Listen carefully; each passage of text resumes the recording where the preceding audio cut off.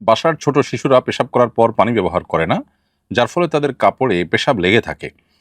এমন শিশুদের কোলে নিলে আমার পোশাক বা শরীর নাপাক হবে কিনা, নাপাকি লেগেছে কিনা এ বিষয়ে নিশ্চিত না হলে বা কাপড় শুকনো থাকলে পবিত্রতার বিধান কি?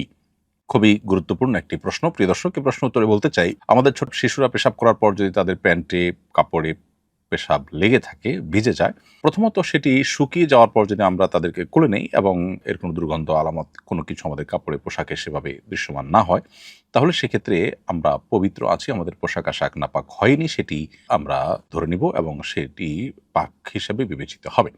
আর যদি তাদের পোশাকের যে আর্দ্রতা বা নাপাকি, সেটা আমাদের কোলে নেয়ার ফলে যদি আমাদের শরীরে বা কাপড়ে লেগে ভিজে যায়, তাহলে সেক্ষেত্রে অবশ্যই যে অংশটুকু ভিজেছে সেটুকু নাপাক হিসেবে বিবেচিত হবে এবং সেটি ধুয়ে পাক করতে হবে।